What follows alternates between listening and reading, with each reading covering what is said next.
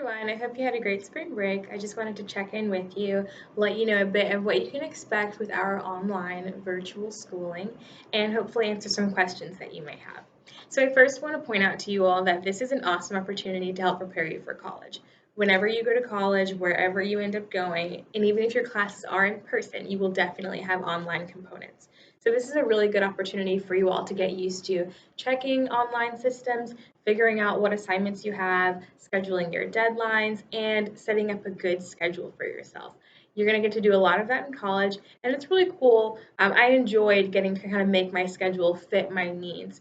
So if I know that I'm not a morning math person, I would do my math later in the day. It didn't depend on what my prescribed schedule was, but I could kind of make it my own with those online components. So that's a really cool opportunity that you all will get to have, and you'll have all of us helping you through it. Okay? First, I want to talk a little bit about what you can expect. So, when it comes to online learning, there is a lot of independence for you all. So, again, I mentioned that being able to change your schedule or study what you want to study when you want to study it and that kind of thing. And there is a lot more responsibility on you all. So, you won't have a teacher who actually says to you in person every day, hey, you've got this assignment due on Friday. They might post it a week before that, and it's on you to make sure you're checking and remembering what you need to turn in. Another big thing to note is the communication aspect is so much bigger when you're not seeing your teachers face to face. So definitely take advantage of the many ways your teachers are making themselves available to you and ask whatever questions you need. I also recommend that you communicate as early as possible if there's an issue. So don't wait until 2 minutes before the deadline and say, oh no, I can't figure out how to upload this video, I can't figure out how to submit this assignment. Make sure you take care of those things well in advance to give yourself the best chance to succeed in them. A couple of the platforms that we are going to be using to communicate.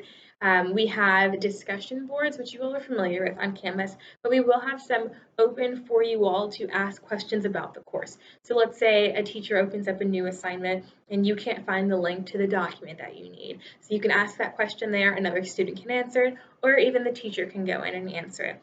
That way, when you have a question, you can go look at the discussion board and see, is this question already answered here, or do I need to ask a new question? That'll be a helpful tool for you all ongoing. In addition to that, your teachers will be available via email during the entire school day at minimum. Okay, so from 8 to 3, we should respond to you within 30 minutes or so. Okay, obviously give grace if something's going on. I know a lot of other teachers still have kids at home as well, but you can expect a response pretty quickly. On top of that, we will have live office hours. So we're going to be using a video conferencing software, a video conferencing app that allows you all to check in with us if you want to. It's optional, but we should have 1 hour each school day set aside to chat with you all and answer your questions. So let's say you've been doing your math homework through the week, but there's one problem that you're just totally stumped on, and you asked a friend and they don't know how to do it either. Check in with your math teacher the next day during office hours, and she can work that problem out for you. So it's a pretty cool system.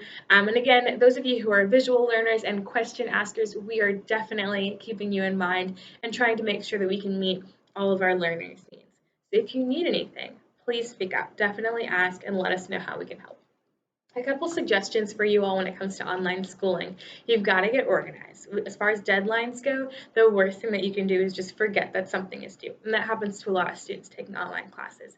So find a system that works for you, whether that's a physical planner or if you're using the Canvas app and then putting your deadlines into your phone calendar, whatever works for you, I would recommend making sure that you are not missing any deadlines. Okay, another thing that I would suggest is scheduling yourself. So you want to make sure that you have time for everything that you need. It's really easy to, one, procrastinate, but then two, underestimate how long something is going to take you. So if you have a Spanish assignment where you're translating a couple sentences and you're using the new vocab, then maybe you think, okay, well, I'll just save that till Friday when it's due. And maybe you get there and it takes you longer than you expected. Always leave margin for yourself. In addition to that, I would definitely say have some sort of schedule or routine when you're going to do your schoolwork. Okay, personally, when I was in college, I was a 10 to 2 kind of student. So I didn't do schoolwork before that, and I often didn't do schoolwork after that. That was my goal, to get it done between 10 and 2. Obviously, that may vary depending on how much work that you all have going on. But I did have a couple students ask me today, what do you think about me saving all my work until Friday? Again, I think it's best to make sure you're giving yourself ample time to do your assignments and then also spreading things out. Another thing I would recommend is being really self-aware in terms of how efficient you're being with your work. So, sometimes when you're reading and you find yourself reading the same paragraph 3 or 4 times because you just like cannot pay attention, can't focus, maybe that's not the best time for you to be reading that material. So know yourself and figure out when you do your best work. That's a really big recommendation that I have for you all. Now, in terms of Spanish 2 specifically, there are a couple things that I want to point out. From a technology standpoint, I highly recommend that you download the Canvas app to your phone. You can still access it on your laptop or tablet, but I highly recommend that you have the app on your phone. If you do have it, please go to the App Store and check that you have the most updated version of the app. We just got an email from David Casey saying, hey, some of the stuff that you all are posting does not work in the older versions of the app. So make sure you have that.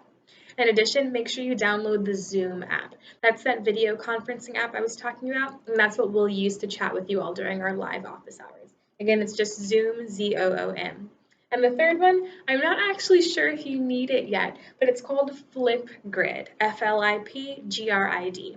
And that app is one that you can use to record videos and send them and submit them through Canvas as well. So when you go into Canvas, you have a lot of options like grades, assignments, files, and then there's one called Flipgrid that I just added yesterday. With Flipgrid, I'll prompt you all with some questions in Spanish, and you all will record a quick video of yourself answering those questions in Spanish. Okay, now my criteria for those videos is that you speak in Spanish without reading anything. Okay, you do not have to speak perfectly. That is not the point of the activity. The point is for you to speak freely. So it's totally okay if you think about it beforehand. But for the videos, I need to be able to see your eyes and see that you are just speaking to the camera. I don't want you reading anything, okay? That's the biggest thing for me. You should only have about 3 questions that you're answering at a time, and you can even leave those up on your screen, no problem. As far as your workload goes, typically you all see me in person for 45 minutes a day. I'm expecting the workload to be about 30 minutes a day instead of the 45. Again, you all won't have to do that necessarily day by day with daily deadlines, but I would recommend spreading it out. That way you're doing about 30 minutes of Spanish each day. Another thing that Mr. Mejia and I were just trying out is through the Zoom app, I can screen share with you all. So what I would love to do, maybe once next week perhaps, or the end of the next week after that, I'd love for us to pick a time, and I'll send out a doodle poll to see what times work best for the most people to do a GimKit together. I think that would be a fun way to practice the information that you all are using and still be able to interact. So I'll let you know more about that as that comes up. But again, we're still learning, we're still moving forward, and I just want to encourage you all to continue to give your best. The accountability looks different when you're learning from home rather than in the classroom. So take this opportunity to set some systems in place and help you figure out how you can best learn at a distance learning style. Okay, if you have any questions at all, please, please, please let me know. I'm happy to help. Yeah, so I'm looking forward to seeing how this works out.